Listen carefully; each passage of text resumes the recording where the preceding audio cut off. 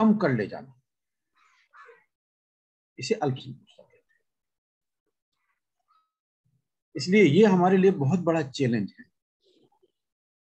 तो हम कॉम्प्लेसेंसी से किस प्रकार से निपटेंगे, क्योंकि कॉम्प्लेसेंसी का अपोजिट वर्ड होता है ग्रिट, GRIT, ग्रिट।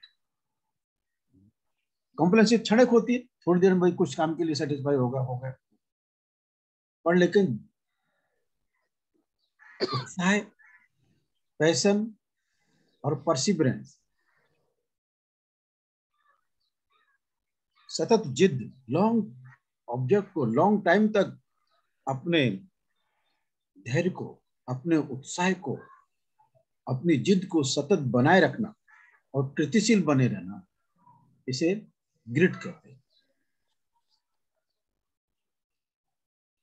मैं अभी अनु साहब एक ग्रिट का क्वेश्चनर भी बनी है मेरे को, वो लोग भी आप लोगों को, खासतौर से नेशनल एग्जीक्यूटिव के सभी साथियों को एक प्रयोग के रूप में देखना चाहेंगे, उससे हम अपने आप को सेल्फ इंप्रूवमेंट भी करें। और लेकिन एक कॉम्प्लेसेंसी, ये हमारी सबसे बड़ी अर्थला है, रुकावट है, प्रॉब्लम नहीं है। ये हमारे मार्ग में अर्थला बन के करे, ये कॉपरेशन नहीं होने देती। कहीं किसी को थोड़ी बहुत संतोष हो गया तो वो रुक जाता। इसलिए आप लोगों का सबसे बड़ा बिहेवियर चेंज में find a better way every day, क्योंकि कास्ट कोई सरल प्रॉब्लम नहीं है, छोटी प्रॉब्लम नहीं है। इस पर सतत अटैक करते रहने की आवश्यकता है, सतत अपने आप को रिन्यू करते रहने की जरूरत है, सतत mind applied, application of mind हमेशा कंटिन्यूस प्रोसेस में रहना चाहिए। ये इसकी बहुत बड़ी गरज है, ये प्रोसेस की बहुत बड़ी गरज है। तब कहीं हम कॉम्प्लेसेंसी से निपट पाएंगे, क्योंकि कहीं ना कहीं ये घर जैसे जात का स्वभाव हमारे अंदर बना हुआ है, तो जात का ही तो अवगुण है ये कॉम्प्लेसेंसी। जो इंडिया में सबसे बड़ी प्रॉब्लम जो, और अगर अमृता सेन ने अगर इस प्रॉब्लम को टेस्ट आउट किया, एडवर्ड डी बोनो ने भी इंडिया के लिए स्पेशली बोला है, और भी तमाम बहुत सारे विद्वानों ने कॉम्प्लेसेंसी को इंडिया की बहुत बड़ी प्रॉब्लम कास्ट के साथ साथ।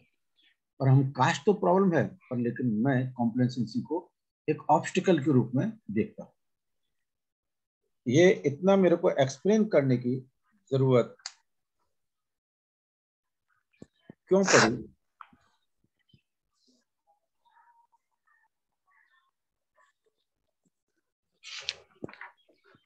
आने वाले समय में आपको बहुत सारी चीजें ध्यान में रखकर काम करने की जरूरत।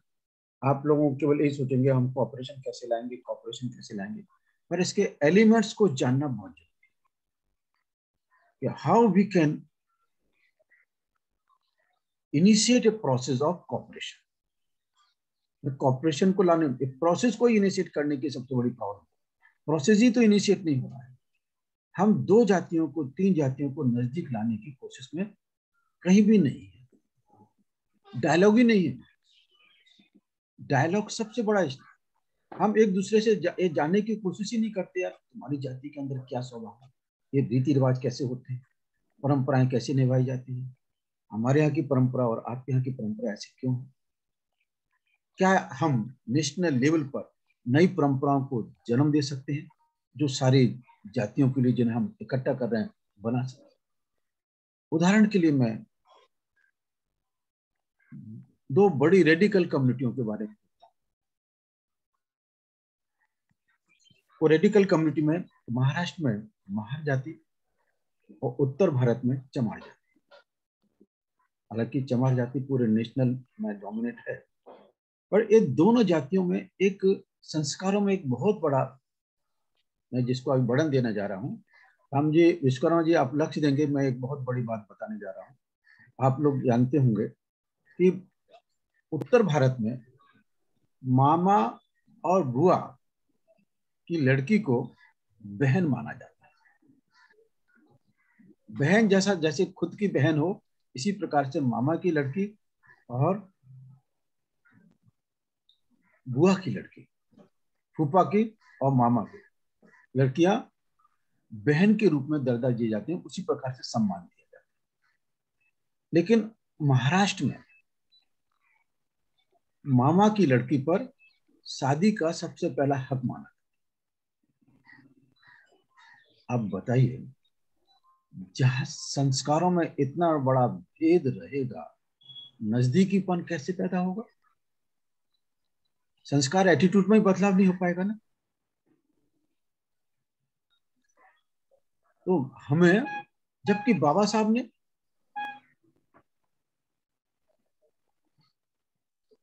दाया भाग प्रथा को, जो मतलब 3 पीढ़ी ऊपर और 3 पीढ़ी नीचे ब्लड का प्यूरिफिकेशन देखते हैं, फिर शादी को अलाउ करते हैं, और परंपरा में 3 पीढ़ी ऊपर 3 पीढ़ी नीचे और खुद के बीच की 7 पीढ़ी को अवॉइड किया जाता है। ये तब कहीं शादी की बात बनती है, ये बाबा साहब क्या किया। लेकिन महाराष्ट्र में केवल महार जाति नहीं, यहाँ की तमाम जातियों में, ब्राह्मणों में भी, मराठों में भी, और दूसरी ओबीसी की जातियों में, मतंगों में भी, मामा की लड़की पर शादी का हक पहला मांगा। ये बड़ी दुर्भाग्य, कितनी बड़ी भिन्नता है। आप नेशनल लेवल पर किसी तरह की बात करेंगे तो कैसे हो पाए? ये मैंने आपके सामने एक एग्जांपल। साउथ में भी ऐसी है सर, साउथ में भी यस। तो महाराष्ट्र से नीचे जाने पर यही चीज महाराष्ट्र से ऊपर अलग परंपरा है, महाराष्ट्र से नीचे अलग परंपरा। ये अब जब हम लोग नजदीक एक दूसरे को जाएंगे तो हमको इस चीज समझ में आएगा। और लेकिन ये काम बुद्धिस्ट लॉ बनाने वालों ने अगर की होती तो बात बहुत तेजी से आगे बढ़ती। Why Buddhist law is not accepted all over India? Due to this fact, हमें कहीं तो भी परंपराओं को नकारना होगा और कुछ नई परंपराओं को स्वीकार करना। तो साथियों, हमारे बीच में जो अथल, और उससे हम कॉम्प्लिसेंट है, सेटिस्फाइड है कि नहीं हम ठीक है। देखिए कॉम्प्लिसेंसी यहाँ पर किस तरह से हमारे लिए को घर किए हुए, हमारे को रोके हुए। इसलिए कॉपरेशन के सारे प्रिंसिपल पर आप लोगों की मास्टरी होना चाहिए। कॉपरेशन के 7 प्रिंसिपल हैं, वो आप लोगों के जबान पर रटे होना चाहिए। और ट्रेनर्स में कॉपरेशन पर अगर कहीं किसी को वक्तव्य दिया तो कॉपरेशन ऑपरेशन के साथ ही इस पर सबसे ज्यादा मास्टर, बेहतरीन मास्टर होना चाहिए, क्योंकि आप लोग प्रैक्टिस में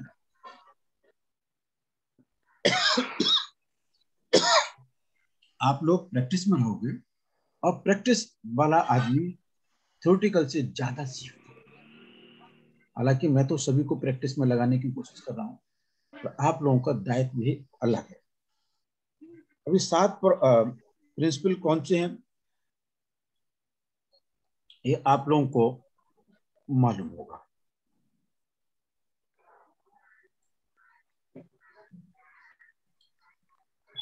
इसमें 7 प्रिंसिपल को चर्चा करने से पहले, complacent enslaved to be freed एक प्रॉब्लम है, ऑब्स्टिकल है।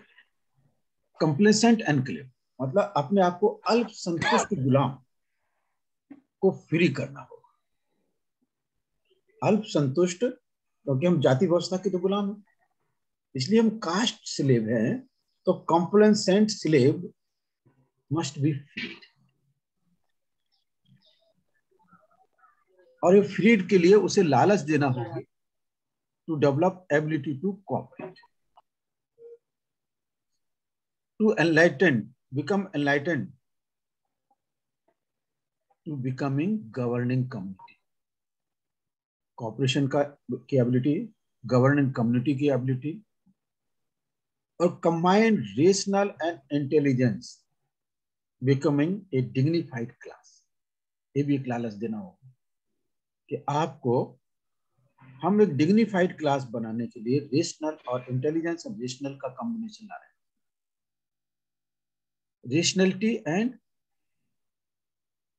Intelligence must be combined to become dignified class.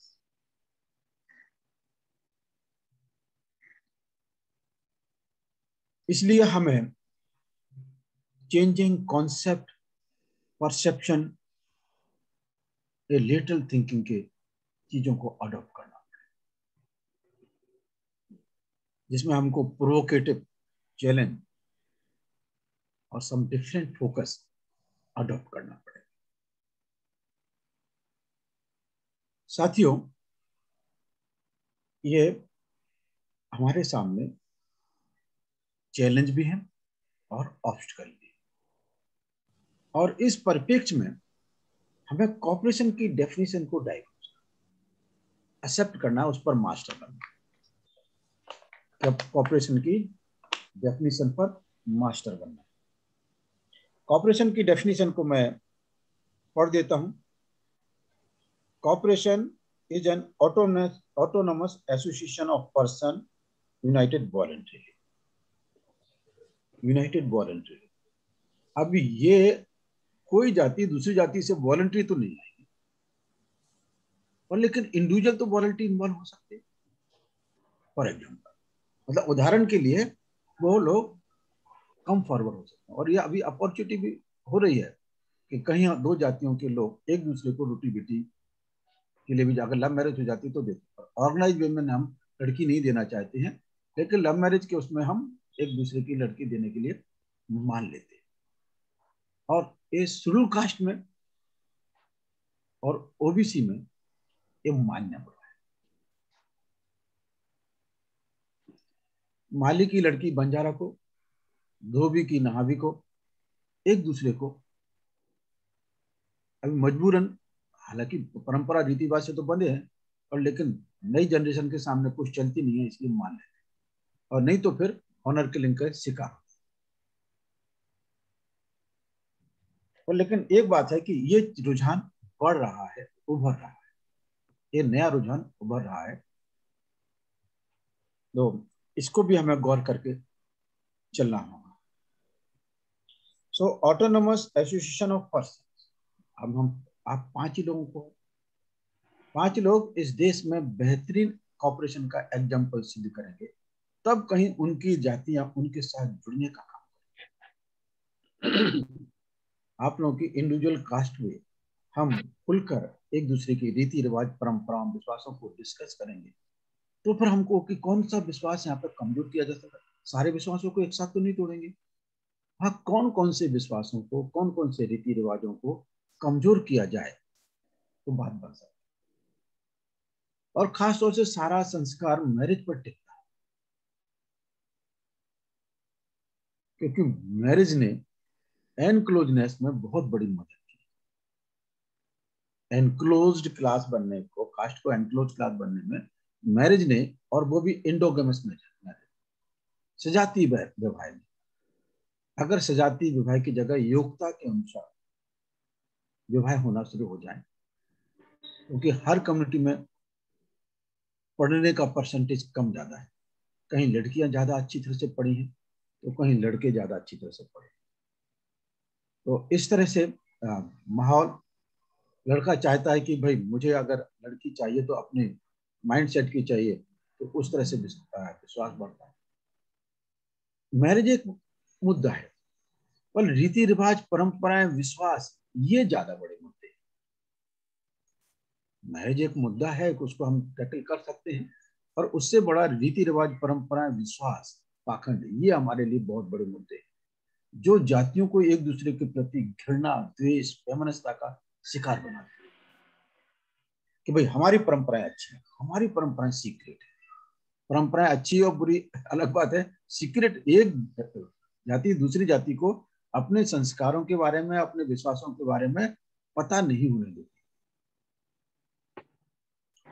ये विश्वास जो प्रोफेसर जॉन डेवे के अनुसार it is the life, life को उन्होंने रीति रिवाज, परंपरा, विश्वासों से बोला है। That is the experience, life experience है ना, जो आप बचपन से आगे बढ़ते जा रहे हैं, इसी को लाइफ जी रहे हैं। इसीलिए हमने ऑब्जेक्ट रखा है रिकंस्ट्रक्शन ऑफ एक्सपीरियंस। तो corporation is an autonomous association of person united for it, और क्या है, to meet the common needs and aspiration. Common needs and aspiration कहां से निकलेंगे? हमारी इकोनॉमिक, सोशल और कल्चरल बिहेवियर से। कॉमन नीड्स एंड एस्पिरेशन यहां से निकलेंगे through joint owned and democratic control, ताकि हम उन विश्वासों और रीति रिवाजों को जॉइंटली ओन करें और डेमोक्रेटिकली उन्हें कंट्रोल करें। डेमोक्रेटिकली उन विश्वासों, रीति रिवाज, परंपराओं को कंट्रोल करें। ये एक नए प्रकार की इंटरप्राइज, बहुत बड़ा अपील टास्क। इंटरप्राइज होता है ना, जैसे कोई फैक्ट्री शुरू करता है तो उसको सारे सामान जुटाना वगैरह करके फिर इंटरप्रेन्योर बनता है या इंटरप्राइज शुरू करता है। तो ये एक बहुत नए ढंग की इंटरप्राइज, 21वीं शताब्दी का जो अम्बेडकरवाद का सबसे बड़ा चैलेंज है। और ये ना होने की वजह से अम्बेडकरवाद का इम्यूनाइजेशन नहीं, जो अम्बेडकरवाद का सशक्तिकरण होना चाहिए, अम्बेडकरवाद अपनी विचारधारा में प्रफुल्लित होते देखना चाहिए, यहाँ पर हम लोग अड़े हुए। यहाँ पर हम अम्बेडकरवाद को इम्यूनाइजेशन नहीं। अगर हम किसी तरीके से मेल मोहब्बत करके एक दूसरे की जातियों को नजदीक लाने की कोशिश करें, या मिली जुली जातियों को नजदीक लाने का प्रयास करने के लिहाज से लोगों को इकट्ठे करें, उनके इंपॉर्टेंट पर्सनैलिटी को नजदीक लेके आए, जोड़ें और जुड़ने के लिए आग्रह करें, तो बात कुछ आगे बढ़ सकती है। तो साथियों, मैं वो कॉर्पोरेशन के प्रिंसिपल और वैल्यूज और इथिक्स वैल्यू को मैं चर्चा नहीं कर रहा हूँ, वो लोग आप लोगों ने पढ़े हैं, जाने हैं। लेकिन यहाँ पर आपको मैंने जो बोला कि कंप्लेसेंट एंड स्लेव, जो अल्प संस्था में जी रहा गुलाम है, उसको फ्री करना है, तो उसे एबिलिटी टू कॉपरेट ये थोड़ा सिखाना होगा। गवर्निंग कम्युनिटी की भी लालच देना होगी। इंटेलिजेंस और रेशनलिटी और बिकमिंग डिग्निफाइड क्लास, इसकी भी उसे कहना चाहिए अट्रैक्शन देना होगा। और हमें स्वभाव में कॉन्सेप्ट, जो रीति रिवाज, विश्वास, परंपराएं वगैरह हैं, जो कॉन्सेप्ट फैले हुए हैं, उन्हें चैलेंज करना आना, उन्हें चेंज करना आना होगा। उन्हें कॉन्सेप्ट और परसेप्शन को चेंज करना, it is the object of literal. अलग हटकर सोचने के लिए हमें देना होगा, ताकि वो अपने जीवन में तरक्की के लिए भी आगे बढ़े। जैसे जैसे हम उसे अलग हटकर सोचने के लिए टूल्स, टेक्निक, मेथड देना शुरू करेंगे, वो नए ढंग से सोचने लगेगा। अपनी जातियों की दीवारें क्यों हैं, वो उन्हें आर्टिफिशियल मानने, वो दीवारों को आर्टिफिशियल मानते ही नहीं है। वो तो उनको फिजिकल बैरियर से भी ज्यादा साइकोलॉजिकल बैरियर मजबूत मानता है। फिजिकल बैरियर से भी ज्यादा साइकोलॉजिकल बैरियर ज्यादा मजबूती वाला मानता है, इसको बड़ी ताकत वाला मानता है कि भाई इसको तोड़ना तो असंभव है। इस लिहाज से हमें उन्हें इस देश की इंटेलेक्चुअल क्लास बनने का बहुत बड़ा आकर्षण देना होगा, कि आप इस देश की इंटेलिजेंस क्लास होने जा रहे हैं, गवर्निंग क्लास होने जा रहे हैं।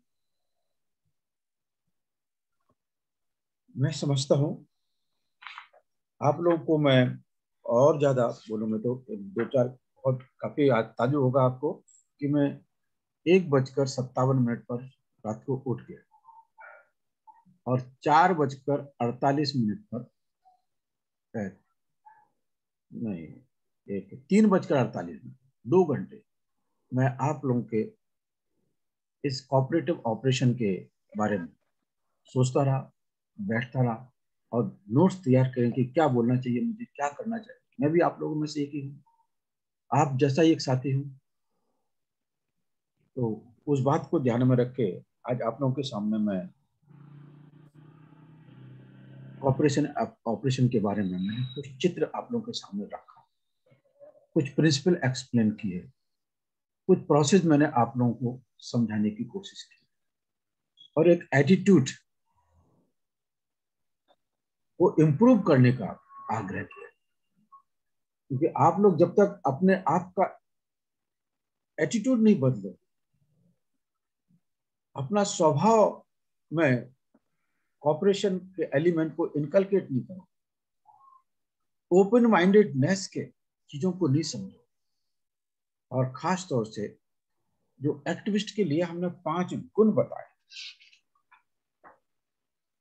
अगर आपके पास मेरी इंटेलेक्चुअल क्लास की डेफिनेशन है तो उसमें मैंने डिसइंटरेस्टेड किसे कहते हैं,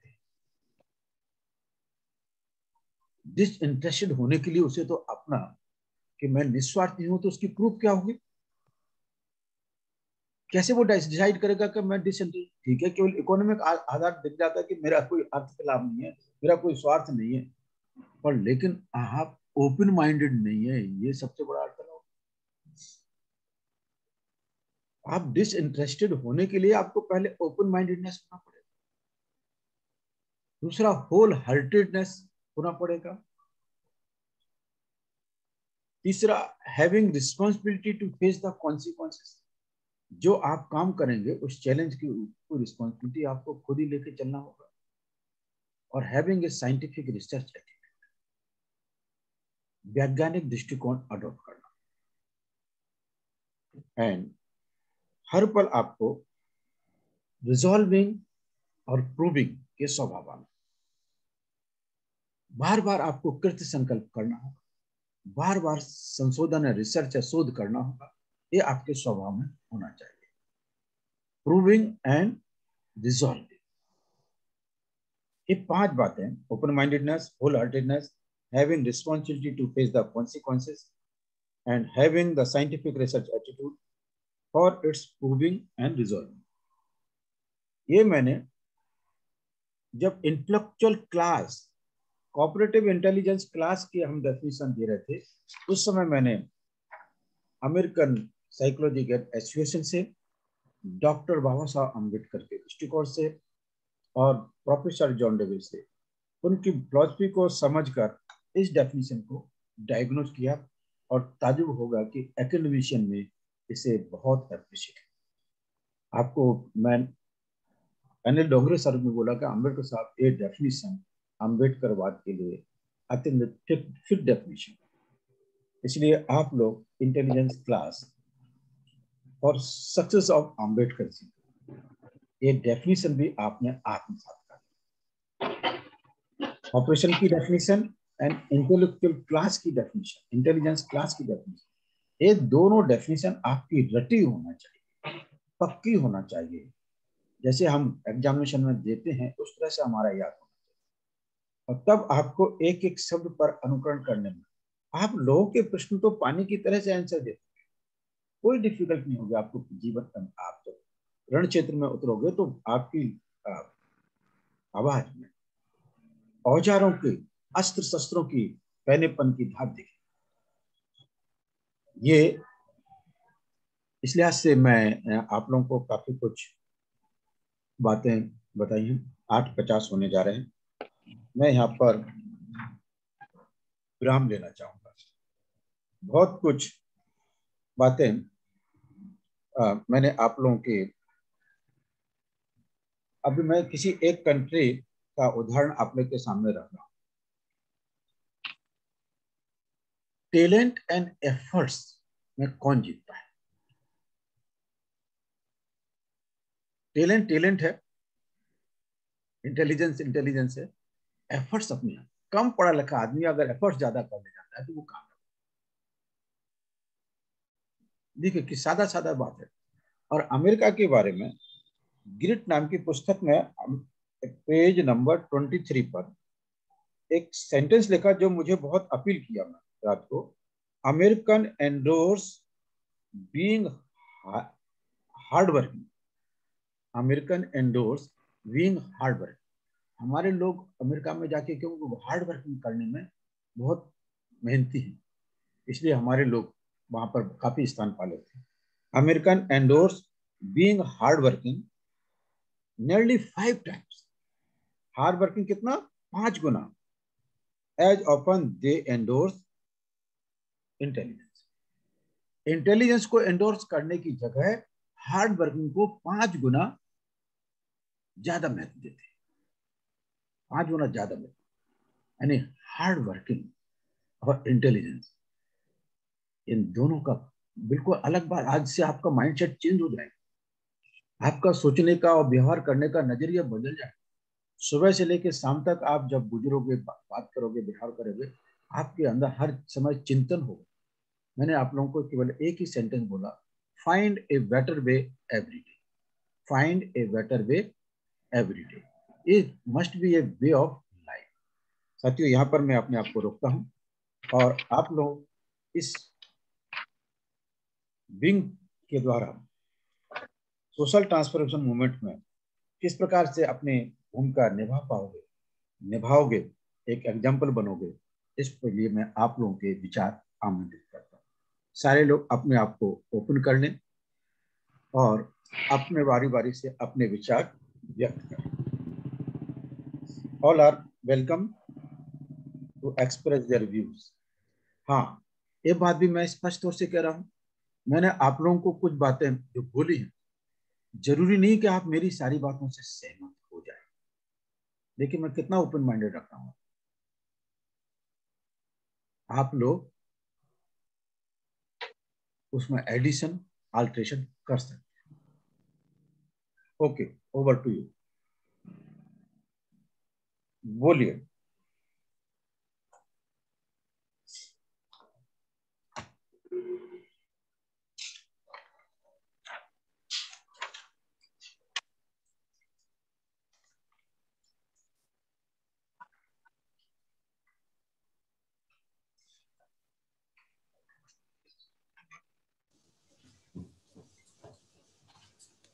चलिए सर, मैं ही बोलता हूँ। बोलिए सर, बिल्कुल ओपनली, किसी को जल्दी निकलना थोड़ा सा, इसलिए मैं बोलता हूँ पहले। जय भीम साथियों। सर ने आज हमें नए वर्ड की डेफिनेशन दी, कॉम्प्लेक्सेंसी। ये एक्चुअली में हमारे अंदर पनपी क्यों है? हमारे अंदर पनपने का भी पूरा इतिहास है। हम अब तक हमारी जो लगाम है वो दूसरे के हाथ में रही है और दूसरे के चाबुक से ही हम जीते रहे अब तक, क्योंकि हमने अपना दिमाग कभी लगाया ही नहीं, कभी सोच विचार किया ही नहीं। जब सोच विचार नहीं किया तो जैसा उन्होंने रास्ता दिखाया, जो उन्होंने रास्ता बताया, या जैसे उन्होंने चाहा वैसे चलाया। तो इसलिए हमें जरा सा भी अगर कुछ मिल जाता है, जरा सा भी प्राप्त हो जाता है, तो हम कॉम्प्लेसेंसी के शिकार हो जाते हैं। और लेकिन इसी चीज ने हमें इंसोलेंट भी बना दिया, ढीठ। हम ढीठ भी बन गए,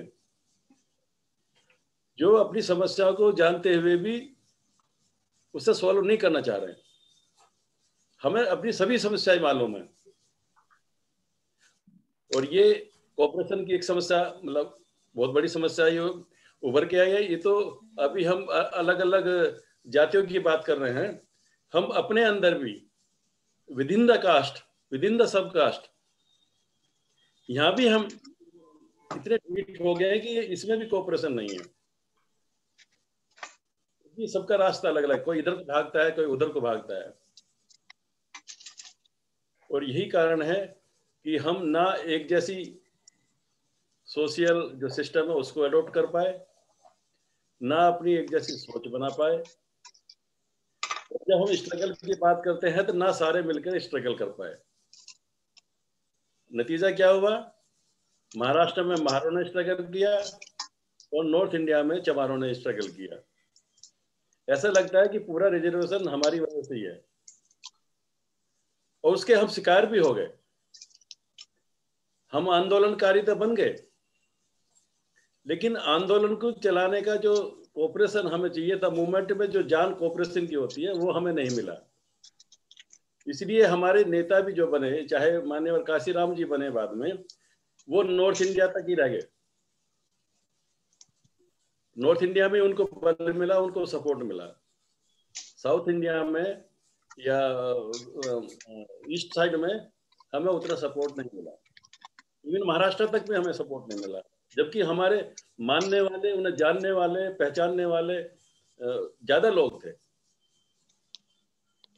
तो ये जो है हमारा, ये है इंसोलेंट। हम इंसोलेंट की वजह से हैं, और उसी वजह से हमारी कॉम्प्लेक्सेंसी आ रही है। तो इससे बचने का उपाय हम अगर आपस में करें तो उसके दो अड़चन है सर, मेरे विचार से। अगर हम जो बात करें बराबरी एंड बिरादरी, हम केवल उस बिरादरी से अपने को लिंक करते हैं जो हमसे ऊपर मानी जाती है। हम उस बिरादरी से बराबरी नहीं रखना चाहते जिसकी मान्यता हमसे नीचे है। तो दोनों में टकराव है सर, बिरादरी और बराबरी में। जहां इसको अगर हम इसको बराबरी का कॉन्सेप्ट भी निकाल दें तो कोऑपरेशन करने में कोई दिक्कत नहीं है, क्योंकि कोऑपरेशन में फिर बराबरी नहीं देखनी चाहिए, क्योंकि बराबरी तो हम पे थोपी गई है, गैर बराबरी तो हम पे थोपी गई है। वो हमारी अपनी उपज नहीं है। हमारे पास काम नहीं है, हमारे पास में धन नहीं है, हमारे पास में खेती नहीं है, जमीन नहीं है, जीने के साधन नहीं है, संसाधन नहीं है, नौकरी के सिर्फ में क्या है, तो बाकी की जमीन जायदाद थोड़ी बहुत लोगों के पास में कितनी है। तो इसलिए हम वो बराबरी का कॉन्सेप्ट पे अगर चलेंगे तो नहीं हो सकता है। और यही कारण है कि हमारी लड़कियों से ब्राह्मण शादी कर लेता है, लड़कों से ब्राह्मण शादी कर लेता है और बहुत जल्दी मान भी जाते हैं। ठाकुर शादी कर लेता है तो बहुत जल्दी मान जाते हैं। अगर वहीं वाल्मीकि समाज अगर हमारी लड़की से शादी करना चाहे कितना योग क्यों ना हो, हम नहीं मानेंगे और विरोध करेंगे उसका। तो ये जो हमारी जो डेवलप हुई है बराबरी की, ये अड़चन है सर। तो मुझे यही कहना था sir. Thank you. Okay, thank you. Next. हाँ, जय भीम सर। जय भीम।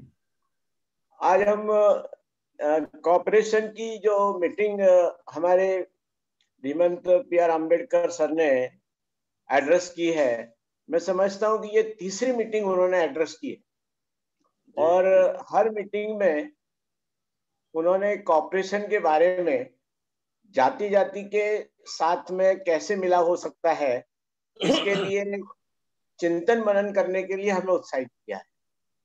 और उसी को दृष्टिकोण रखते हुए मैं अपनी बात कहूंगा कि जब भी मैं क्वेश्चन करता हूं ट्रेनिंग प्रोग्राम में या और किसी भी मीटिंग में, तो वो मैं कोऑपरेशन को ध्यान में रख के करता हूं कि हमारा कोऑपरेशन का जो सिस्टम है वो कैसे एक रूपता में आए और हम लोग जाति में कैसे समन्वय करें।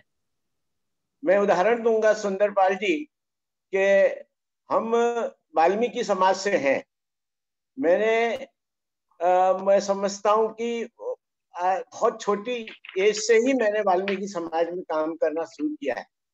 हमने तरह तरह के हथकंडे अपनाए, सोशल ऑर्गेनाइजेशन निकाले, ट्रेड यूनियन के ऑर्गेनाइजेशन निकाले, और ये कोशिश की कि समाज की गरीबी कैसे दूर हो, उनके अंदर जो अशिक्षा है, वो जो गंदा पेशा करते हैं, झाड़ू का पेशा करते हैं, उनकी गंदगी कैसे दूर की जाए।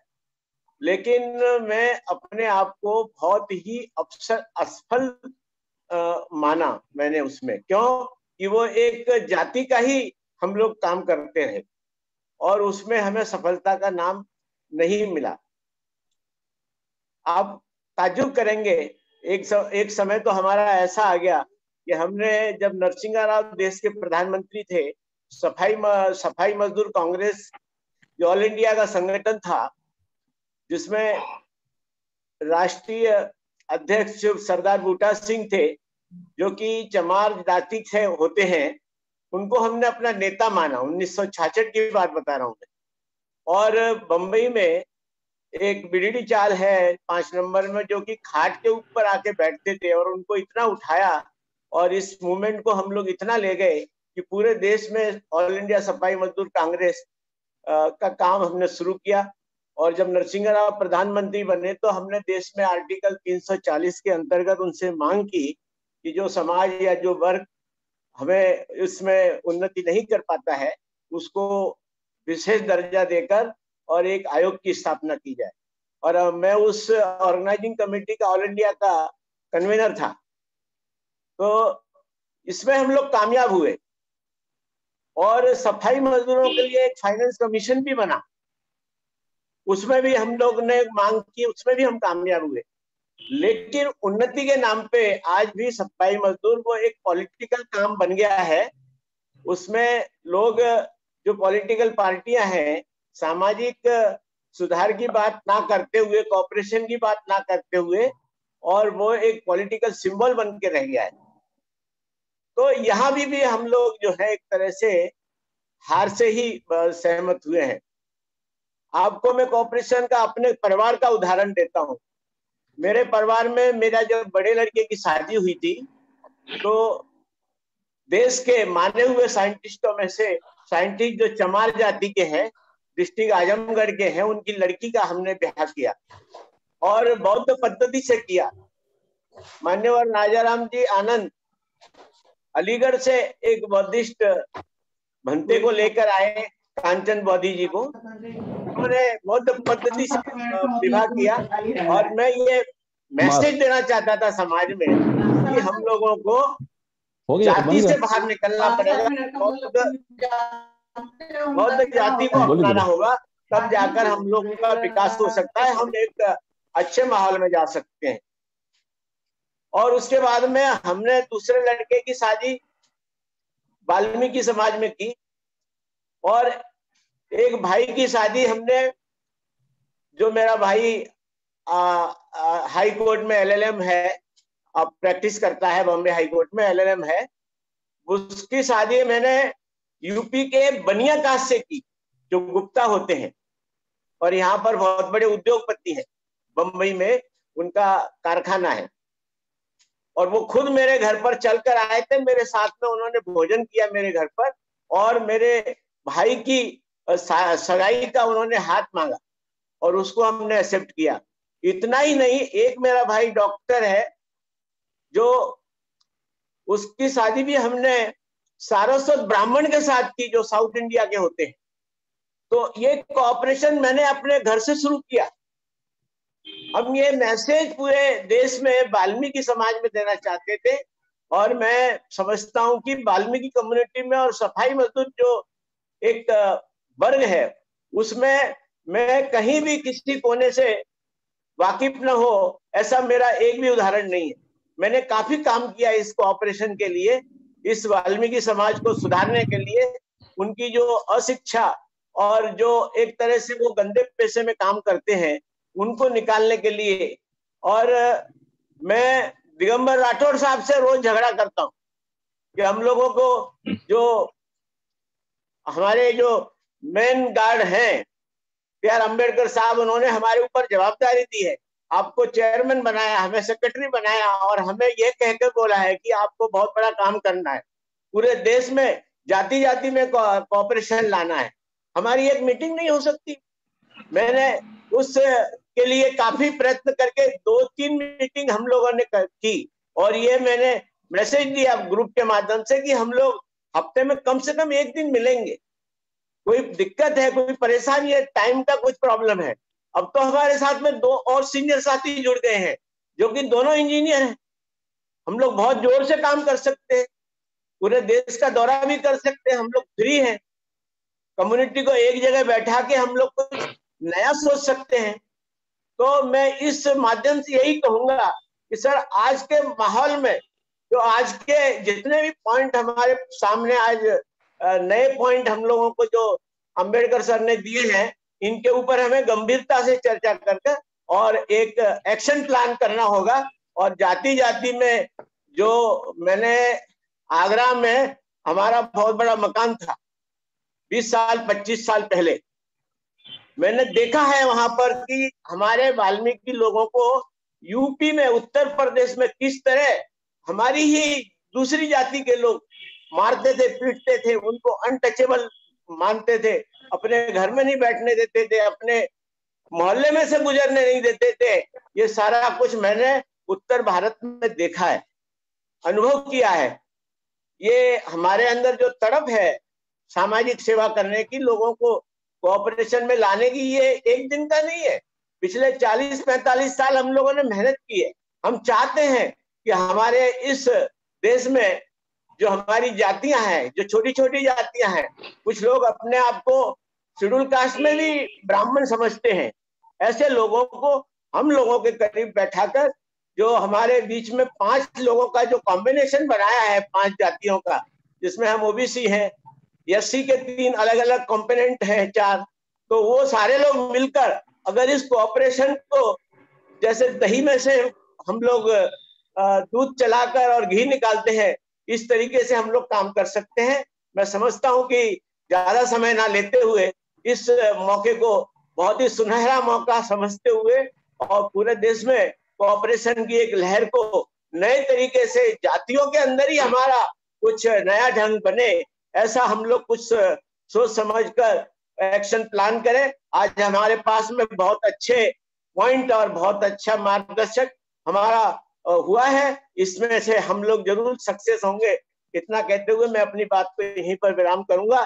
जय भीम, जय भारत, जय संविधान। नेक्स्ट। हाँ, सभी को जय भीम सर। मैं विष्णु बोल रहा हूँ। मेरा सोच है शादी ब्याह में, एक तो शादी ब्याह का एक शॉर्ट टर्म मनोरंजन है, लेकिन उसका दूसरा पहलू यह है कि शादी ब्याह हमारी परिवार की सबसे बड़ी खुशी का पल होता है। इसलिए यहाँ जो टाइमिंग रहता है ना, 2 दिन 3 दिन 5 दिन का जो शादी करते हैं लोग बाग अलग अलग। यहाँ छत्तीसगढ़ में करीब 3 दिन के बाद, पहले 5 दिन होता था, 7 से 5 हुआ है, 5 से अब 3 में आ गया है, 3 दिन शॉर्ट कर रहा है। तो चूंकि वो एक परिवार का पूरा माहौल इंजॉयमेंट कर रहता है, तो उसको खुशी तो एक ही टाइप की मिलता है। पहले, अब तो चेंज हो रहा है, शॉर्टकट हो गया है कि हम कम समय में जल्दी एक काम, इसको भी एक वर्क समझते हैं, जल्दी निपटाने के चक्कर में रहते हैं। ये एक है इसमें। तो एक रूपता लाने के लिए तो है, थोड़ा सा गड़बड़ है उसमें, क्योंकि जो परंपरा है उसका भी, कुछ परंपरा में क्या है, वैज्ञानिक सोच है और उसमें बेनिफिशियल भी है, अलग अलग पॉइंट में पीछे रहता है। तो उसकी जानकारी भी एक साइंटिफिक सोच को परंपरा में जो एडॉप्ट करते हैं, हर हर जाति में अलग अलग जो रीति रिवाज बना के रखते हैं, उसमें कुछ कुछ साइंटिफिक है। ये मतलब मैंने जो अपने गायत्री परिवार में जब घुस के उसमें काम कर रहा था तो पकड़ में आ रहा था, इसका साइंस कैसा है, इसका बिंदु कैसा है। तो ये उसको अब सोचना पड़ेगा, तो उसको निकालना पड़ेगा कि अगर हम उसको अडॉप्ट कर रहे हैं शॉर्ट फॉर्म में, कोई चीज को ला रहे हैं, तो उसका वैज्ञानिक को समझाते हुए अगर कन्विंस कर दें। अभी जैसे जस्ट पिछले हफ्ते हुआ था हमारे यहाँ, ये अपना एक इंजीनियर भाई मिशन से जुड़े हुए, वो बौद्ध रीति से शादी जरूर किया, और उस बौद्ध है, बौद्ध जो है उनका गुरु क्या बोलते हैं उसे, भंते जी से हम लोग ऐसे बात कर रहे थे, तब उसने बताया कि वो जो पाली भाषा में बोल रहा था उसका मीनिंग ऐसा है, मतलब वो घड़ा का उपयोग करते हैं, इस टाइप की जो बात कर रहा था। तो उसी का हम लोग डिस्कस कर रहे थे, भाई जो आपने बड़बड़ बड़बड़ बोल दिया, हमारे तो समझ में आया नहीं किसी क्या बोल रहे हैं। जैसे पंडित जी संस्कृत में बोल देते हैं, क्या बोल रहा है उसको किसी को कोई मतलब नहीं रहता है। अगर उसी को सामने को समझाते, इसका विज्ञान को समझाते, तो कुछ समझ में आता है, या उसका जीवन दर्शन में है। हमारे यहाँ जो बौद्ध परंपरा में अगर है, उसके जीवन दर्शन है, उसके लाइफ को इम्प्रूवमेंट करने लायक चीज है, तो वो आदमी एक्सेप्ट करता है, और दूसरा आदमी प्रेरित होता है कि मेरे को भी इसी शॉर्ट फॉर्म में शादी करना है। तो ये जो मुद्दा है, उसमें एक नए सिरे से लाना पड़ेगा, वो है टॉस्क तो है परंपरा पे और शादी ब्याह का, ये मेरा मानना है। Okay, thank you. Okay, next.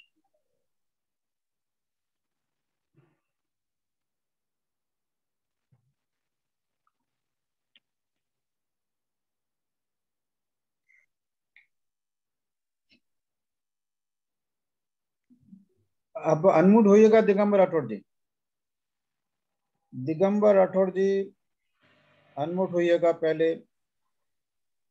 Okay sir. अब हाँ, हाँ, जय भीम सर। सभी सहकारियों को मेरा जय भीम।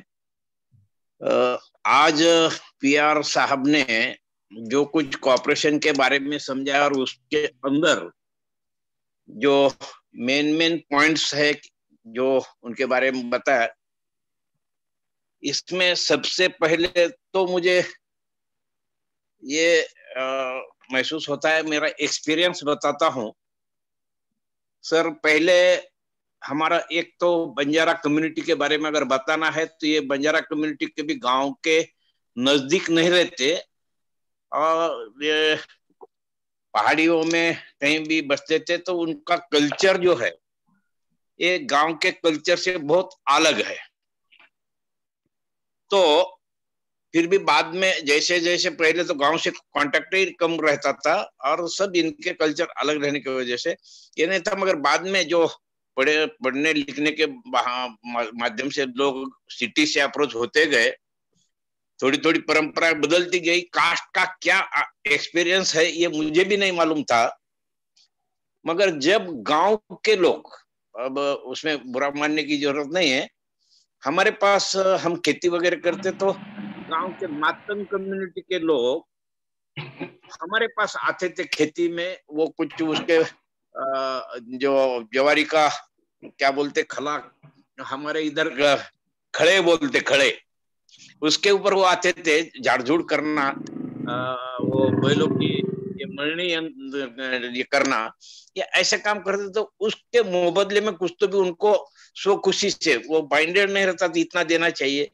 ऐसे देते थे। और जब खाना खाने का, उनको खाना खिलाने का, तो लोहे की टोकरी जो है उसके अंदर छाछ ये वो डाल के हमारी माँ, मेरी माँ उनको खाना खिलाती थी उसके वो टोकरे में, बर्तन नहीं देती। तो मुझे तभी ताजुब होता था ऐसा क्यों हो रहा है।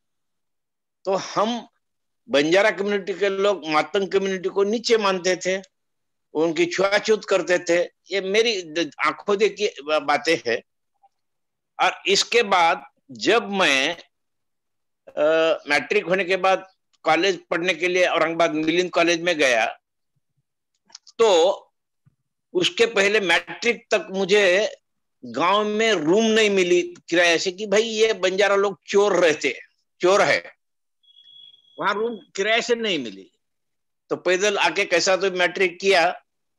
और जब मैट्रिक में पढ़ने जाता था तो मैं मेरी रोटी जो दोपहर के लिए बन के लेके जाता था वो बोर्ड के पीछे, स्कूल के बोर्ड के पीछे रखता था, क्योंकि किसी एससी के बच्चों ने उसको छूना नहीं चाहिए।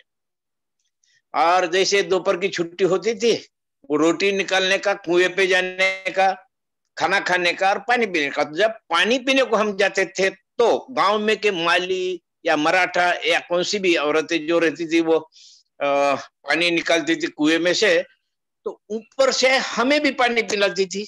मैंने भी ऊपर से पानी पिया। ये थोड़ा तर्क करने की बात थी। बाद में मैं जब औरंगाबाद गया, कॉलेज में पढ़ा, और वहां ऑडिटोरियम हॉल में 8 दिन के 8 दिन लेक्चरर होते थे, और उस लेक्चरर में महात्मा फुले, डॉक्टर बाबा साहब अम्बेडकर, शाहूजी महाराज, इनके बारे में लेक्चरर होते थे। तो थोड़ा थोड़ा मुझे भी ये होना, क्योंकि उसमें अम्बेडकर की जीवनी जो आती थी, बाबा साहब को ऊपर से पानी पिलाया जाता था, ये करते थे। तो मैं भी सोचा बाबा साहब को ऊपर से पानी पिलाया जाता, क्योंकि वो महार कम्युनिटी थे। मगर दिगंबर राठौड़ ये बंजारा कम्युनिटी को रहते हुए उनको भी पानी ऊपर से पिलाया जाता है, ये क्या बात है। ये कास्ट का जब ये सोचने लगा तो मुझे ये एहसास हुआ कि मैं भी कहीं तो भी नीच जाति का हूं। जो कॉलेज था वो कॉलेज में मैक्सिमम 99% लोग शेड्यूल कास्ट के आते थे मिलिंद कॉलेज में, और गिने चुने लोग हमारे जैसे जो कि पढ़ लिख नहीं सकते थे, बाहर कॉलेज में पढ़ने की कुवत नहीं थी, वहां स्कॉलरशिप मिलती थी। आवाज नहीं आ रही। स्कॉलरशिप से पढ़ना होता था करके मैं वहां मजबूरन एडमिशन लिया। तो सब बच्चे जब जय भीम बोलते थे तो मैं मुंह के मुंह में राम राम गुनगुनाता था, राम राम बोलता था। और ये सब संस्कार जो देहात में से थे वो ये ऐसे थे कि कास्टिज्म के ही थे। मगर जब मुझे फुले शाहू अम्बेडकरी विचारधारा समझ में आने लगी तो थोड़ा सा बहुत सोचने को कुछ ये मिला। फिर बाद में जब एक नौकरी लगी तो मैंने एक ऑर्गेनाइजेशन बनाई, schedule caste, schedule tribe, OBC and minority employees welfare association करके थी। वो डी संजीव आया, जगजीवन राम के यहाँ से आए वाली बहुत सारे, इतना तो नहीं बोलूंगा। मगर जब बामसेप में एंट्री किया मैंने 81 से, तो इतना ये केडर कैंप अटेंड करने के बाद इतना ब्रॉड माइंड हो गया तो मैं मेरी कास्ट ही भूल गया, मैं मेरी कास्ट को भूल गया, एक ब्रॉड माइंड से काम करने लगा। और ये काम करते करते एक ऐसा एक्सपीरियंस आया कि भाई मेरा सगा भाई भी मेरे घर पे आया। तो क्या डिस्टर्बेंस हो रहा है? कुछ तो भी डिस्टर्बेंस हो रहा सर। मेरा आपको अनम्यूट कर लीजिए, म्यूट कर लीजिए अगर जहाँ से कुछ बातचीत हुई, और दिगंबर राठौर जी को बोलने दीजिए। तो मैं सगा भाई मेरे गांव से आ गया, तो उनसे जितना मैं ये नहीं करता था आदर सत्कार उनका, तो मेरे बामसेप के कार्यकर्ता जब आते थे उनसे इतना मैं उनका आदर तिथ्य करता था कि भाई ये मेरा सगा भाई आया है। तो उस टाइम कौन सी कास्ट ये नहीं देखता था मैं, ये कौन से कास्ट का कैंडिडेट अपना बामसेप का एक्टिविस्ट आया है ये नहीं है। जात के बाहर उठ के वो काम कर रहे थे और भाईचारा इतना बढ़ गया था। मुझे ऐसा लगता है कि वो क्या इतना तो आज पीआर साहब जितना समझा रहे हैं उतना तो उस टाइम में समझाया नहीं गया था। फिर भी एक मेंटल जो भावना थी इतनी बढ़ गई। और जो अभी शादी ब्याह के बारे में, विवाह पद्धति के बारे में पीआर साहब ने बताया, जब मेरे ख्याल से साहब चंडीगढ़ का नेशनल कन्वेंशन तो वो अनुभव है, मगर उसी पीरियड में गुजरात की लड़की इंटरकास्ट मैरिज तो होते थे, इंटर स्टेट मैरिज होते थे। और हमारे बामसेप के वर्करों में भी ऐसे मैंने देखे हैं कि कम से कम 10-20 शादी ब्याह ऐसे प्रकार के हुए हैं। तो वो एक भाईचारा अलग था। वो क्यों बढ़ा, कैसे बढ़ा, इतना ब्रॉड माइंड कैसे हो गया उस टाइम, ये आज भी मुझे उसका ये नहीं है। मगर मैं इतना बोल सकता हूं कि अगर अभी जो साहब ने बोला है अपना ओपन माइंडनेस होना चाहिए, ब्रॉड माइंडनेस होना चाहिए, तो हम एक दफे खुद हमारी कास्ट से ऊपर उठ के अगर बाहर आ गए और हम आज 5 है, पांचों को हम एक दूसरे के पास इतने घुल मिल गए कि नहीं भाई, अभी साहब ने जो बोला हम 5 है मगर एक जान है, हम एक ही है। ये अगर सोचने पे इतना ब्रॉड माइंड हमने कर लिया तो ये बड़ी बात नहीं है। ये मैसेज जैसा उस टाइम में बामसेप के पीरियड में, साहब के पीरियड में ऑल इंडिया में ये फैल गया था। भाईचारे की लहर इतनी फैल गई थी, ये हर एक कास्ट का भाईचारा, ये तो प्रोग्राम बाद में शुरू हुआ, मगर उसके पहले से जो अपुल की जो ओपन माइंडनेस, जो एक दूसरे के बारे में आदरातिथ्य, कदर करना एक दूसरे की, ये जो बातें हुई थी, तो आज ये साहब ने पढ़ाने के बाद ये मुझे लग रहा है अभी कल्चरल चेंज हमारे अंदर। शादी ब्याह कैसे, हमारे बंजारा समाज के शादी ब्याह के तो बातें सबसे अलग है, क्योंकि ये बंजारा की संस्कृति ये ओरिजिनल सिंधु संस्कृति से रिलेटेड जब से आ रहा है, खाली महाराष्ट्र में नहीं तो इंडिया के हर एक काना कोपरा में जहां बंजारा समाज रहता है उसके रीति रिवाज सब सरीके हैं। और इंडिया के बाहर 56 देशों में भी यही पद्धत है, उनकी रीति रिवाज, परंपरा, खाना पीना, जो आइटम्स है उनके, वो सब एक जैसे है। एक अलग प्रकार का कल्चर है, इस कल्चर के बारे में, जैसा मैं बंजारा समाज का बता रहा हूं, उसी प्रकार का हमारे पांचों की कास्ट की छोटी छोटी बातों का अगर स्टडी एक दूसरे को हो जाए तो इसके बारे में भी हम थोड़ा सोच सकते हैं। आगे चल के मैंने तो ये बनाया था कि ये कोरोना की वजह से तो ये कोरोना मेरे को लग रहा है ये मेरा दुश्मन है, मेरे को नामो हराम करेगा क्या। तमन्ना तो बहुत है। मैं पीछे मुंशीराम चटावले साहब और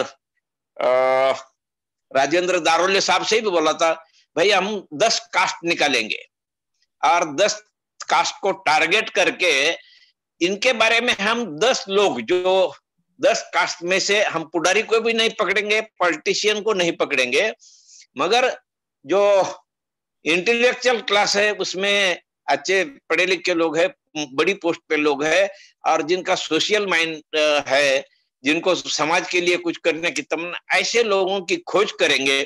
और अगर हमारे हर एक कास्ट के अंदर एक 5-5, 10-10 लोगों को हमने इकट्ठा किए, इनके सब मिला के ये 5 लोगों को आज जब जैसे हम 5 मिले हैं वैसे हम 5 के 25 अगर हो गए, 25 से 50 हो सकते, और बाद में और 10 इसमें एडिशनल 5 कास्ट करके, ऐसे करके हम अगर 100 इंटेलेक्चुअल क्लास हम लोग हम इकट्ठा कर लेते हैं तो इसका संदेश पूरे ऑल इंडिया में भी जा सकता है और इसका रिस्पांस अच्छा मिलेगा। इसके लिए साहब ने जो 5 क्वालिटीज बताई है, वो क्वालिटी इंटेलेक्चुअल क्लास की जो क्वालिटी है, जो कैरेक्टर है, वो हमारे अंदर डेवलप होना जरूरी है। साहब ने पहले भी बोला है, ईगो की बात इसके अंदर सबसे ज्यादा डिफिकल्ट ये नहीं है, अड़थड़ा नहीं है, मगर जो अल्प संतुष्ट हम रह जाते, दमड़ी में चिपड़ी खुशहाल, ऐसा जो बात है, हम थोड़े से इसमें समाधानी हो जाते हैं। ये जो हमारे समाज का, हमारे अंदर खुद का जो ये है वो बदलना पड़ेगा। और अभी हम एक दूसरे से कितना घुल मिल जाएंगे, कितना हमारा डायलॉग होते रहेगा, इसके ऊपर हमें ज्यादा जोर देना पड़ेगा, ऐसा मुझे लगता है।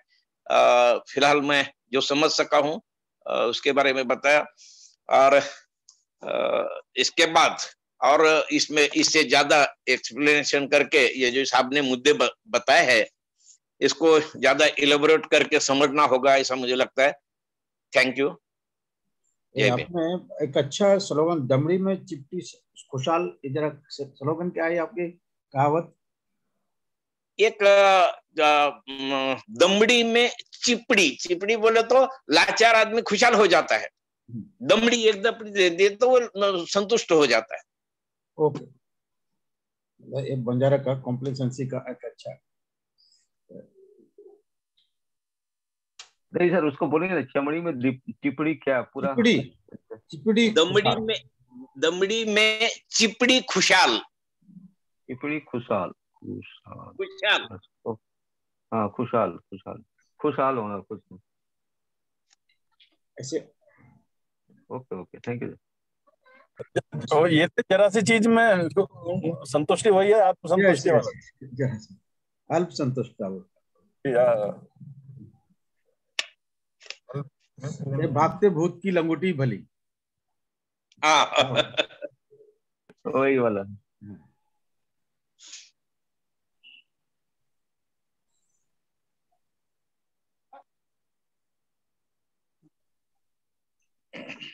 साथियों, एक बहुत अच्छा सिंबल है कि सारे लोग ओपन माइंडेड होकर अपने अच्छे बुरे स्वभाव को, अपने अच्छी बुरी स्थिति को, कास्ट का कल्चर को एक्सप्लेन कर रहे हैं। ये बहुत अच्छी बात है। इसको आप लोग और आगे भी एक दूसरे को समझेंगे। जितने ज्यादा रीति रिवाज, परंपराओं, विश्वासों को जानेंगे, एक दूसरे के माइंड सेट को समझना है। तो माइंड सेट में वो आदमी खुल रहा है कि नहीं खुल रहा है, ओपन माइंडेड हो रहा है कि नहीं हो रहा है, ये भी आप लोगों को समझ में आ जाए। पर लेकिन मैं चाहता हूं कि आप लोग आज कुछ आगे का काम करने के कुछ प्रिंसिपल डिसाइड करें, हाउ यू विल ऑपरेट। क्योंकि मैं बार बार आप लोगों के बीच में नहीं रहूंगा, क्योंकि मुझे बहुत सारे चीजों को देखना है। 10 ऑपरेशन एक साथ हमारे काम कर रहे हैं, 10 ऑपरेशन को, और ये लगभग 20 ऑपरेशन होने वाले हैं। तो आज मैंने जो आपको समय दिया है, आप रिकॉर्डिंग भी है। इस रिकॉर्डिंग को आप लोग अपने तक सीमित रख के अभ्यास करेंगे, और आप लोगों की एक दूसरे की बातें हैं उसको भी एक दूसरे को ध्यान में रखेंगे। मैं चाहूँगा कि आप लोग अपने व्हाट्सएप पर हमारी जाति की 10 कौन कौन सी अच्छाइयाँ हैं और 10 कौन कौन सी डीमेरिट्स है, बुराइयां हैं, ऐसा एनलिस्टिंग करने की कोशिश करें। और जब पांचों लोगों की बातें आ जाएं तो फिर बैठ कर फिर उस पर चिंतन मनन करें कि भाई इसमें सिमिट्री कहाँ कहाँ है। 10 अच्छी बुराइयां और 10 अच्छाइयां अपनी अपनी कास्ट, क्योंकि हर कास्ट का अपना अपना अच्छा है, और कुछ आपको अच्छी नहीं लग रही है वो आप उसको गलत बोलोगे। तो हम कॉमननेस अगर पैदा हो सकती है तो इसलिए से कॉमननेस आप ट्रेस आउट कर सकते हैं। तो ये एक बहुत अच्छा आपका प्रयास हो सकता है। तो यहाँ से शुरुआत कर सकते हो आप, और ये चीजें आप व्हाट्सएप पर डालेंगे ताकि एक दूसरे को पढ़ने को मौका मिले, आप एक दूसरे से जानकार बन सको। अभी कौन पहले डालता है कौन बाद में डालता है ये उसके ओपन माइंडनेस के ऊपर डिपेंड करेगा। मैं ये चाहूंगा कि आप लोग आगे फंक्शन कैसे करोगे। मैंने 5 लोगों को तो अभी आपको व्हाट्सएप के लिए मीटिंग के लिए आपको व्हाट्सएप पर उपलब्ध हो जाएगा, और ये 5 लोग आप बैठो, आप लोग अपने ये 5 लोग मेरे क्लोज ग्रुप में रहेंगे। आप इसी कॉर्पोरेशन के नाम से आप और भी इसी ग्रुप को और बढ़ा सकते हो, और उसमें मतलब इसमें पीवीएसपी कॉर्पोरेशन जो है उसमें कुछ थोड़ा सा बदल करके नेशनल यूनिट फॉर कॉर्पोरेशन ऐसा कुछ करके आप मतलब उसमें और दूसरे लोगों को जो जातियां जोड़ना चाहते हैं, जातियां जुड़ना चाहती हैं, जातियां जोड़ना चाहते हैं और जातियां जुड़ना चाहती हैं, ऐसे लोगों को ट्रेस आउट कीजिए। जो दिगंबर राठौड़ ने बहुत अच्छे कि कम से कम 10 जातियों को हम ट्रेस आउट करें। तो आप लोग अपने अपने तरीके से 10 जातियों को नाम दीजिए, एक ने नहीं देंगे, और वो सारे के सारे कॉर्पोरेशन, और वो जातियों में से देखेंगे कॉमन कौन सी जातियां कितनी आ जाती हैं, उस पर हम पहले काम करना शुरू कर दें। जो जातियां कॉमन आ जाएंगी उस पर हम पहले काम शुरू करना देंगे। तो इस तरह से बात है। एक तो अपनी अपनी जाति के बारे में 10 मेरिट्स 10 डिमेरिट्स लिखिएगा, और आगे इस तरीके से मैं समझता हूँ आप और आप अपनी ओर से मोडस ऑपरेंडी बताइए मुझे आप लोग कि हमें काम कैसे करना चाहिए, एक ग्रुप किस प्रकार से ऑपरेट होगा, ये ऑपरेशन किस तरह से ऑपरेट होगा। ये वॉलंटरी ऑपरेशन होना है। आपको self help is the best help operation का सबसे पहला प्रिंसिपल है, फिर सेल्फ रिस्पॉन्सिबिलिटी दूसरा प्रिंसिपल है। तो जो हमारे सामने हमारे प्रिंसिपल वैल्यूज हैं, उन वैल्यूज को ध्यान में रख के हमने जो कॉर्पोरेशन की वैल्यूज है ना, वो सारी की सारी वैल्यूज आप लोगों में रिफ्लेक्ट होना चाहिए, जैसे self help, self responsibility, democracy, equity and solidarity. ये 5 लोगों की सॉलिडरिटी दिखना चाहिए, और ये ग्रुप सबसे सुपीरियर दिखाई देना चाहिए। ये ग्रुप क्योंकि परफॉर्मेंस में यही सुपीरियर बनना चाहिए, और लोग इसको एग्जाम्पल के रूप में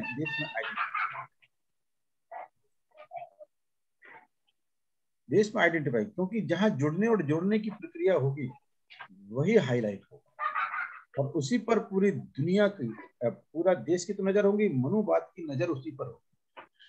यार ये कहाँ से फंक्शन चल रही है, कहाँ से बातें हो रही है, कैसे हो रही है। तो मैं चाहूंगा कि आप अपने, मैं तो 2 सजेशन आपको किए हैं कि आप लोग इंडिविजुअली परफॉर्म कर सकते हैं। आप ऑर्गेनाइज वे पे किस प्रकार से आप अपनी फंक्शन करोगे, आपके मीटिंग में किस प्रकार से होना चाहिए, किस प्रकार के सब्जेक्ट मैटर डिस्कस होना चाहिए। अब मेरी एब्सेंस में भी आप लोग डिस्कशन डिबेट कर सकते हो, चर्चा कर सकते हो, जुड़ने और जोड़ने की प्रक्रिया। कहीं कुछ अड़चन है तो आप मेरे से इंडिविजुअली बात कर सकते नहीं तो अधिकांश प्रॉब्लम आप अपने चेयरमैन से सॉल्व कर सकते। यहाँ चटौले साहब सेक्रेटरी हैं, बाकी सारे के सारे दिगंबर राठौर के साथ साथ को चेयरमैन रहे, रामजी विश्वकर्मा जी भी और सुंदरपाल सिंह जी और दारोडे जी, एक को चेयरमैन रहेंगे, चटौले साहब सेक्रेटरी रहेंगे। अब देखिए किस प्रकार से आप फंक्शनिंग करते हैं। इसमें नाहर सिंह जी कुछ कहना चाहेंगे?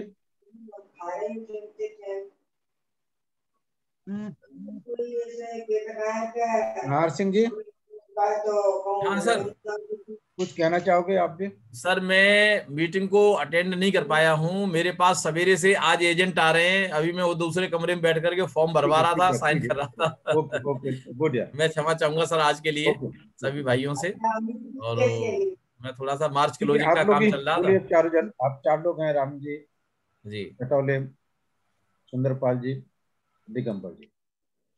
किस प्रकार से आप इस कारवां को आगे बढ़े? क्योंकि मैंने आज आप लोगों को यहाँ से शुरुआत करने की बात रखी थी, और लेकिन मैं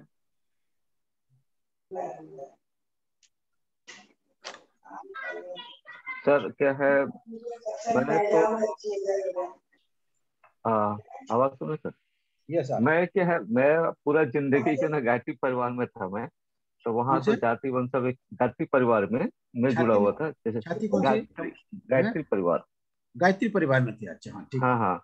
तो क्या हमने शादी भी की है, हमारे खुद की शादी भी गायत्री परिवार से ही हुआ। तो वहाँ जो सिद्धांत जाति वंश सब एक समान, नर और नारी एक समान, तो वो जो वैल्यू था ऊपर करके रखे हुए थे।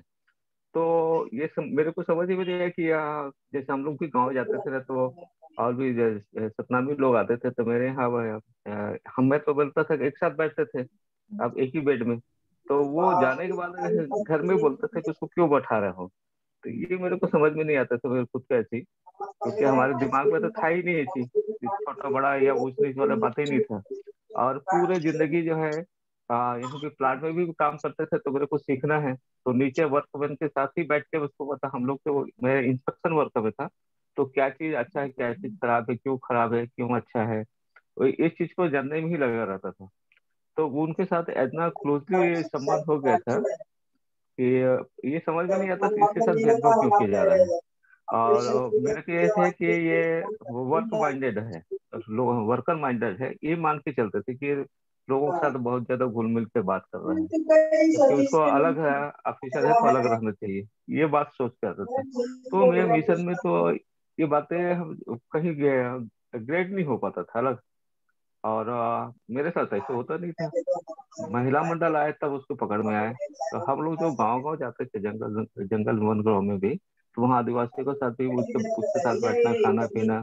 और शादी ब्याह का है तो वो हिंदू धर्म का एक उसके कर्मकांड है, उसके आधार पे एक रेडीमेड कर्मकांड था, उसके आधार पे वो करवाना रहता है। तो उसमें क्या है, कुछ अलग अलग जाति के लोगों को भी जब शादी करते हैं तो अपना कुल देवी देवता तो अलग मान्यता है, तो उनको हम लोग इंक्लूड कर लेते थे। तो ये जो परंपरा का कुछ वो बातें आती थी वो देखे। तो और ये अपने ही समाज में जैसे मैं देखता हूँ, मैं शादी ब्याह में जाता तो वहां पर ठीक है वो लोग कर रहे हैं, हो गए भाई हो गया, ऐसा मान के चल रहे। लेकिन एक छोटा है, बड़ा है, फलाना है, या इनकी ऐसा है प्रॉब्लम है, ये इनके साथ नहीं होना चाहिए, वो दिमाग से आउट होता है। तो ये डिफ्रेंशिएट करना मेरे लिए बड़ा प्रॉब्लम हो रहा है कि इनमें जाति में क्या है, इनमें जाति है, अरे भाई वो इंसान है, इंसान है। अब मानव एक धर्म, मानव एक जाति, हम लोग वही मान के चलते थे। अब हिंदू धर्म को ही प्राथमिकता नहीं देते थे। ये तो मानव जाति की बात हो रही है, मानव धर्म की बात हो रही है। तो इसमें अब बाद में हमारे जाति परिवार में मिशन में क्या है, बाद में धीरे धीरे वो हिंदू गर्व से कहो हिंदू, ये जो आरएसएस ने जो नारा दिया था बाद में, ये अब ये मंडल कमीशन वाला जो बाद में आया, समझ में आया, मंडल का मंडल और वाले जो बात है, तो गर्व से कहो हिंदू, ये सब दिमाग में आना शुरू हुआ। तो ये मिशन भी हमारे गायत्री पर्वत का वो जो टर्निंग पॉइंट में वो हिंदुत्व को बढ़ावा। ये मैं तो विपස්සना करने के बाद, बुद्ध और उसका धर्म पढ़ने के बाद विपස්සना किया, तो मेरे विचारधारा में कि मैं अध्यात्म भी विज्ञान है, मैंने उस पॉइंट को लेकर चल रहा था कि ये विज्ञान कैसे है, विज्ञान। क्योंकि मैं बचपन में देखता था कि मेरे पिताजी जो लोहारी काम करते थे, वो त्रिशूल वगैरह बनाते थे, तो उसको बनाते थे तो उसको पूजा क्यों करते हैं, तो ये समझ में नहीं आता था लोग इसको पूजा क्यों करते हैं और इतने धर्म में इतने करोड़ों लोग क्यों भागे में जा रहे हैं, तो उसके पीछे क्या विज्ञान है। तो मैंने उस विज्ञान को पकड़ने के लिए यहाँ इस कैसे परमाणु घुसा और यहाँ पे अच्छे मतलब जाके बहुत डीपली उसकी कोशिश किया, लेकिन वो तो बहुत सारे प्रॉब्लम थे, बहुत सारे समस्या मतलब शंका का समाधान भी होते रहा, कुछ तो नहीं हुआ। लेकिन विपස්සना करने के बाद मेरा एक कॉन्सेप्ट क्लियर हो गया पूरा, ये मेरा थ्योरी है, प्रैक्टिकल है। और ये जो उसके बाद ये यहाँ का जो वामचक जुड़ा मूवमेंट यहाँ का बहुजन समाज का, उसको साहित्य पढ़ने के बाद मुझे लगा कि ये तो बहुत बड़ा फील्ड है, ये बहुत बड़ा ये हमारा ड्रॉबैक है और हमने भी गलती से कि हम उन्हीं को भगवाकरण करने में लग गए, ऐसा आप समझ हैं। तो उसको हम लोग कैसे सॉर्ट करें, ये वाले काम में प्रोजेक्ट में हम लोग, तो यहाँ के जो जेडो बॉम्ब सेफ में मिशन 90 हम लोग प्रोजेक्ट किया छत्तीसगढ़ में कि हम लोग मिशन 90 बनाओ, 2 इंटेलेक्चुअल बुद्धिजीवी वर्ग जो यहाँ पर आते हैं इंटेलेक्चुअल क्लास, तो वही इंटेलेक्चुअल क्लास का पैसा फंडिंग करके हम लोग, आपका आश्चर्य होगा, हम लोग 10,000 रुपये देते हैं तो फंड तैयार करते हैं। हर 3 महीने में 10,000 रुपये देके, क्योंकि बिना पैसा तो कोई काम नहीं हो रहा। तो वो पैसा देने से अभी 2 साल में छत्तीसगढ़ में एक जो बाढ़ करके प्रोजेक्ट आना शुरू हुआ, लोगों में मोबिलिटी हुआ, कार्यकर्ता में उत्साह बढ़ा हुआ है।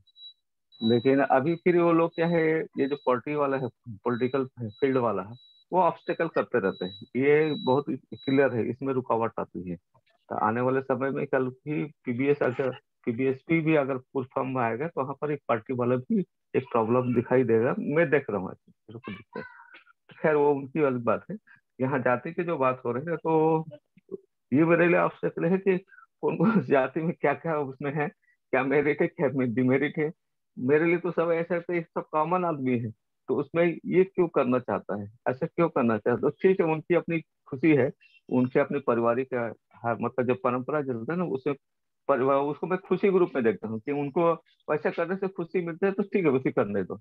अब शादी तो शादी, बस ऐसा दिमाग में आता पड़ता है मुझे। Okay, thank you.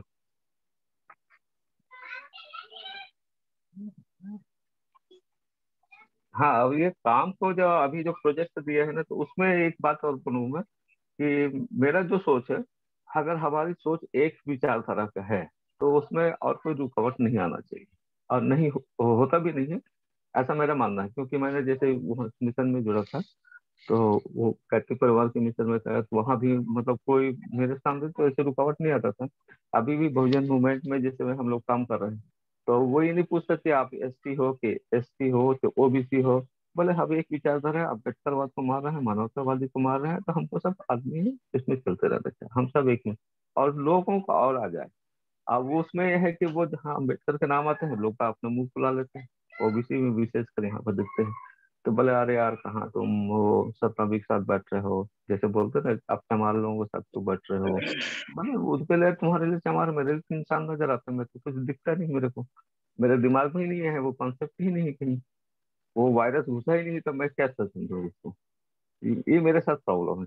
ओके, ठीक है जी। सर आगे की जो प्लानिंग है उसके बारे में अभी चटावले साहब जो टाइम दिया है शुक्रवार के दिन, तो मुझे ऐसा लगता है ये 11 बजे का टाइम थोड़ा सा लोगों का काम को जाना, कुछ तो कहीं तो भी चला गया तो अटक जाना, ये ऐसा हो रहा है। मैं रिक्वेस्ट करना चाहूंगा चटावले साहब को कि भाई हम तो 5 लोग पहले जुड़ गए हैं, तो एक मीटिंग हम पांचों की मिला के, क्योंकि पिछली मीटिंग इतनी बराबर नहीं हुई, अधूरी बात और टाइम समय का प्रॉब्लम, इसकी वजह से पूरी डिस्कशन नहीं हो पाई, हम एक दूसरे को नहीं समझ पाए ज्यादा।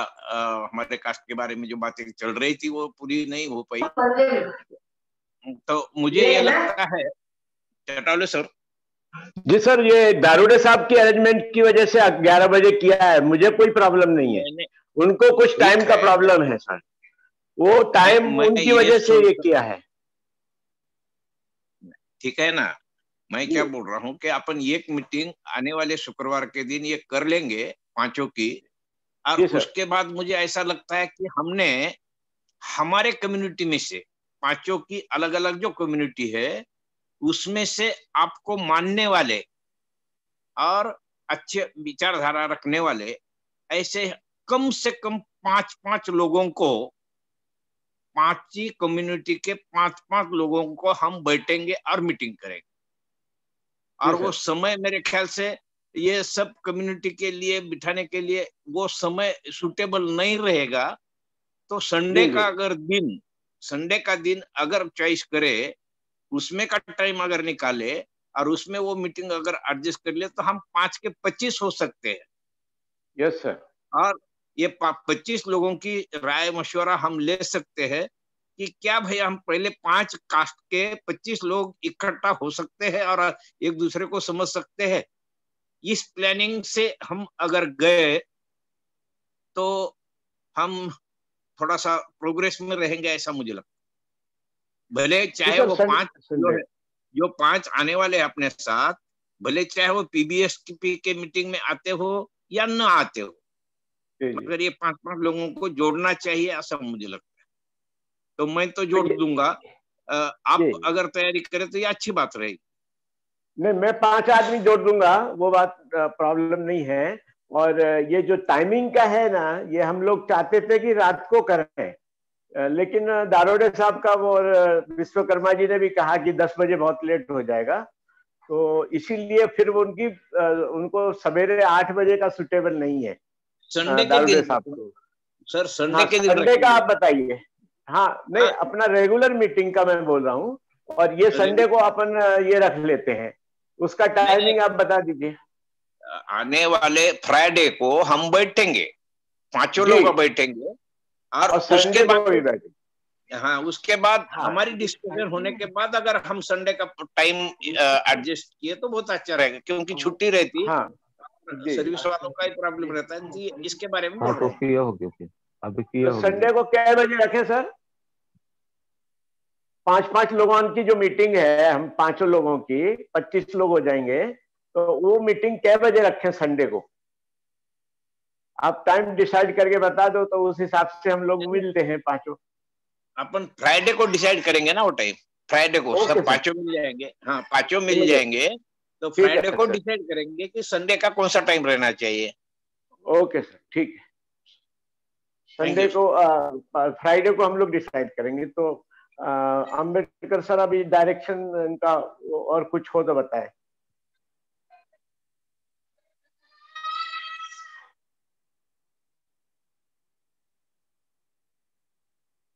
आवाज नहीं आ रही है सर। हेलो, संडे को मत रखे सर। संडे को क्या है, हम लोगों के इधर केडर वर्डर चलते रहता है, मैं हमेशा संडे में बिजी हो जाता हूँ। तो दूसरे दिन जैसे फ्राइडे चर्चा करेंगे इसके बारे में। हम लोग 11 बजे फ्राइडे को चर्चा कर लेंगे। आज पी.आर. अम्बेडकर सर, और कोई डायरेक्शन हो तो बताएं। आपकी आवाज नहीं आ रही है सर, आवाज नहीं आ रही है, आवाज।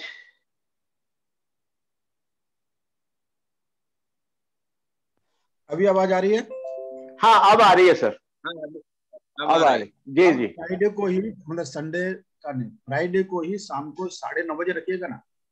लेट नाइट में आराम से चर्चा कर, सारे लोग अपने परेशानियों को दूर करके बैठ सकते हैं। हाँ, ये भी ठीक है। विश्वकर्मा जी के यहाँ नहीं सर, वो क्या ना, क्लास चालू रहता है ना शाम को, तो 7 से 9 बजे, 8 से 9:30 बजे तक की। क्लास के बाद में रख सकते हैं।